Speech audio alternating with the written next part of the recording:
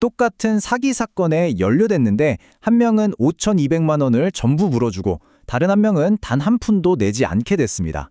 어떻게 이런 일이 가능할까요? 오늘 이 실제 판결문을 바탕으로 그 흥미로운 법적 미스터리를 함께 파헤쳐 보겠습니다. 이건 뭐 영화나 드라마 속 이야기가 아닙니다. 바로 여기 서울 북부지방법원의 실제 판결문에 담긴 기록이죠. 오늘 제가 들려드릴 모든 내용은 이 문서에 적힌 명백한 사실에 근거하고 있습니다. 자, 그럼 바로 본론으로 들어가 보죠. 판결 결과가 정말 극명하게 갈렸습니다. 피고 B는 배상 책임 0원, 그런데 피고 C는 피해액 전액인 5,239만 원을 전부 배상하라는 판결을 받았어요. 두 사람 다 사기꾼에게 통장을 빌려줬다는 점은 똑같은데 말이죠. 아니, 대체 왜 이렇게 결과가 달라진 걸까요? 법은 이 두 사람의 똑같은 행동을 어떻게 다르게 본 걸까요? 바로 이 질문이 오늘 우리가 풀어볼 이야기의 핵심입니다. 이 모든 사건이 어떻게 시작됐는지 시간을 거슬러 올라가 그 전말부터 한번 따라가 보겠습니다. 모든 비극은 아주 평범해 보이는 만남에서 시작됐거든요. 사건의 시작은 2024년 6월 10일 소개팅 앱 위피였습니다. 피해자인 원고 A씨가 여기서 한 인물을 만나게 돼요. 자신을 캐나다 증권사 직원이라고 소개한 D라는 사람이었죠.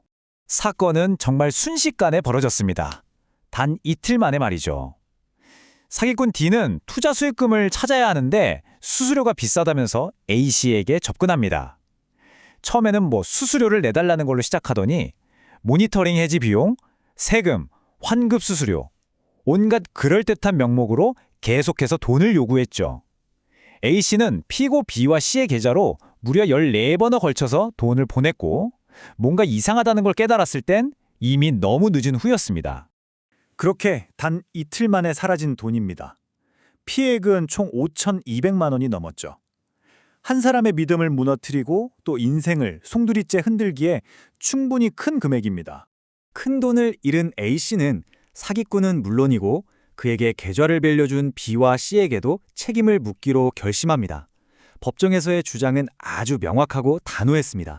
A씨의 주장은 이거였습니다. 만약 이 사람들이 계좌를 빌려주지 않았다면 애초에 사기 범죄는 일어날 수 없었다. 그러니까 이들도 공범이나 마찬가지고 내가 입은 손해를 함께 배상해야 한다. 어떻게 보면 지극히 상식적이고 타당한 주장처럼 들리죠?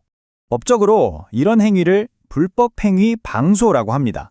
말 그대로 다른 사람의 나쁜 짓을 알게 모르게 도와주는 걸 말하는 건데요. 우리 법은 이런 방조 행위도 공동으로 책임져야 할 불법 행위로 보고 있습니다. 하지만 법원은 이 사건을 조금 다른 시각에서 봤습니다. 바로 이 판결의 형방을 완전히 바꿔놓은 아주 결정적인 법률 원칙 하나가 등장하기 때문이죠. 자, 여기서 법원은 아주 중요한 질문을 던집니다. 통장을 넘겨준 행위 자체는 분명 잘못된 게 맞아요. 그런데 과연 B와 C가 자기 통장이 이렇게 끔찍한 사기 범죄에 쓰일 거라고 예상이나 할 수 있었을까요? 바로 이겁니다. 예견 가능성. 법원은 단순히 통장을 빌려줬다는 결과만 본 게 아니었습니다. 그 행위를 할 당시에 이게 범죄에 악용될 수 있다는 걸 얼마나 예측할 수 있었는가, 바로 그 가능성을 따져본 거죠. 제가 쉬운 비유를 하나 들어볼게요. 운전 한 번도 거칠게 한 적 없는 모범 운전자 친구한테 차를 빌려줬는데 사고가 났어요. 반면에 평소에 난폭 운전으로 악명 높은 친구한테 차를 빌려줬는데 사고가 났다고 해보죠. 두 경우 모두 차를 빌려준 행위는 똑같지만 법적인 책임의 무게는 전혀 다를 수 있습니다. 왜냐하면 사고를 얼마나 예견할 수 있었느냐가 다르기 때문이죠. 그럼 이제 이 예견 가능성이라는 렌즈로 왜 피고 B가 배상 책임을 완전히 벗을 수 있었는지 그 미스터리를 본격적으로 풀어보겠습니다. 여기서 정말 놀라운 반전이 드러납니다. 법원이 피고 B의 상황을 아주 자세히 들여다봤더니 B는 공범이 아니라 오히려 또 다른 사기의 피해자였던 겁니다. 법원이 B의 책임을 물을 수 없다고 본 이유는 아주 명확했습니다. B는 대출을 받으려고 알아보다가 금융거래 실적을 만들어주겠다는 거짓말에 속아서 계좌 정보를 넘긴 거였어요. 이 과정에서 단 한 푼의 이득도 챙긴 게 없었고요.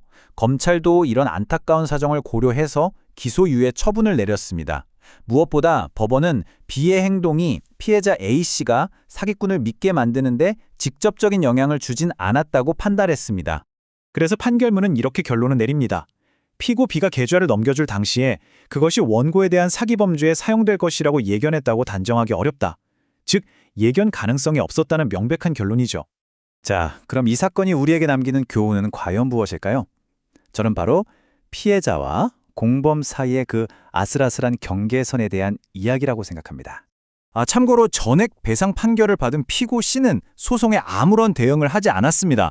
법원은 이런 경우에 원고의 주장을 그냥 전부 사실로 받아들이고 판결을 내리거든요. 결국 그가 왜 어떤 경위로 통장을 넘겼는지는 알 수 없게 됐고 스스로 법의 판단을 받을 기회를 외면한 셈이 된 거죠. 결국 이 판결은 법이 얼마나 신중하게 접근하는지를 잘 보여줍니다. 단순히 통장을 빌려줬다는 결과만 보는 게 아니에요.